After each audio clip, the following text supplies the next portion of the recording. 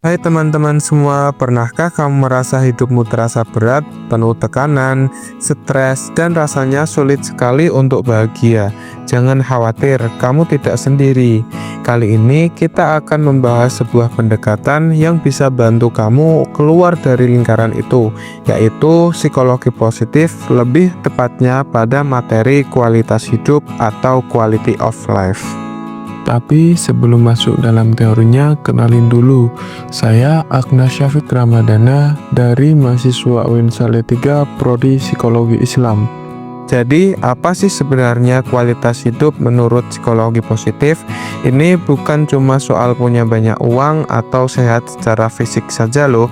Kualitas hidup adalah kondisi di mana kita merasa sejahtera secara menyeluruh, mencakup aspek fisik, psikologis, sosial, dan emosional dalam kehidupan kita. Dalam psikologi positif, kualitas hidup tidak hanya diukur berdasarkan kondisi fisik atau materi yang dimiliki, tetapi juga berdasarkan perasaan subjektif individu terhadap kebahagiaan, kepuasan hidup, dan hubungan sosial yang dimilikinya. Tokoh penting dalam psikologi positif yaitu Martin Seligman punya teori menarik yaitu disebut PERMA.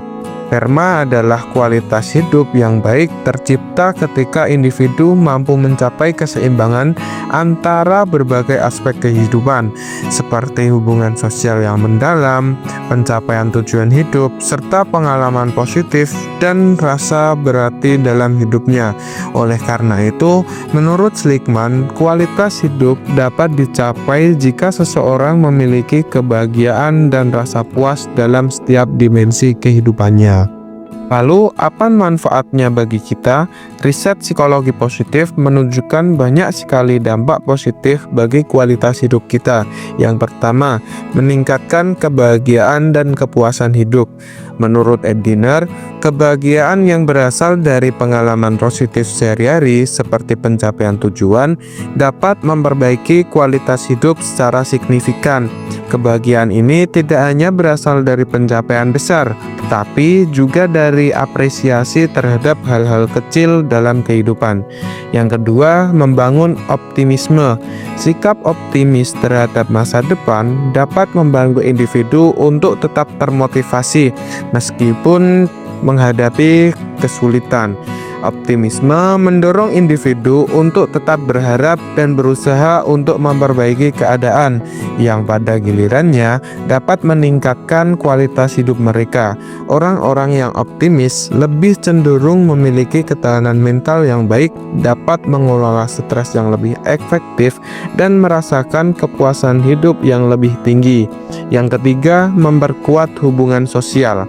Psikologi positif menekankan pentingnya memiliki hubungan sosial yang mendalam dan saling mendukung untuk kesejahteraan individu. Penelitian menunjukkan bahwa individu yang memiliki hubungan sosial yang kuat dan positif cenderung memiliki tingkat kebahagiaan yang lebih tinggi dan mampu mengatasi tantangan hidup. Yang terakhir, meningkatkan ketahanan mental.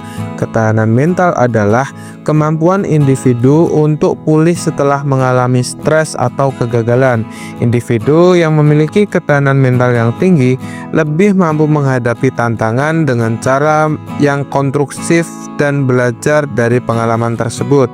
Pengembangan ketahanan mental ini penting untuk menjaga kualitas hidup dalam jangka panjang karena membantu individu untuk tetap positif dan fokus pada hal-hal yang membangun meskipun dalam keadaan yang sulit. Kedengarannya bagus kan? Sekarang, bagaimana kita bisa menerapkan prinsip-prinsip psikologi positif ini dalam kehidupan sehari-hari? Yang pertama, yaitu latihan bersyukur. Setiap hari, luangkan waktu sebentar saja untuk menuliskan 3 hal yang kamu syukuri. Ini bisa mengubah fokusmu dari kekurangan menjadi kelimpahan. Yang kedua, fokus pada kekuatan diri. Kenali apa yang menjadi kekuatanmu dan gunakan itu dalam aktivitas sehari-hari, baik di pekerjaan, hobi, atau interaksi sosial. Yang ketiga, bangun koneksi sosial. Luangkan waktu untuk orang-orang terkasih, jalin hubungan yang tulus, berikan dukungan dan terimalah dukungan dari mereka.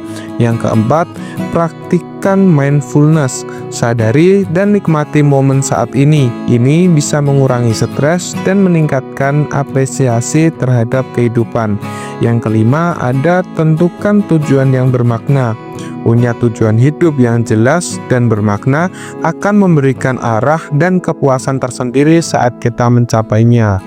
Ingat ya, meningkatkan kualitas hidup itu adalah sebuah perjalanan, bukan tujuan akhir. Ada kalanya kita jatuh, ada kalanya juga kita merasa lelah. Tapi dengan menerapkan prinsip-prinsip psikologi positif ini secara konsisten, sedikit demi sedikit kita bisa membangun kehidupan yang lebih bahagia dan bermakna. Tips tambahan dari saya, yang pertama, mulailah dari hal-hal yang terkecil. Jangan langsung merasa harus mengubah semua. Mulai dari satu kebiasaan positif kecil, lalu tingkatkan secara bertahap. Yang kedua, bersabar. Perubahan butuh waktu. Rayakan setiap kemajuan sekecil apapun itu. Yang ketiga, jangan takut untuk meminta bantuan. Jika kamu sudah merasa sangat lelah, jangan ragu untuk mencari bantuan profesional seperti psikolog atau konselor. Jadi, siapkah kamu untuk menjadi versi terbaik dari kamu? Mari kita bersama-sama tingkatkan kualitas hidup itu dengan kekuatan psikologi positif.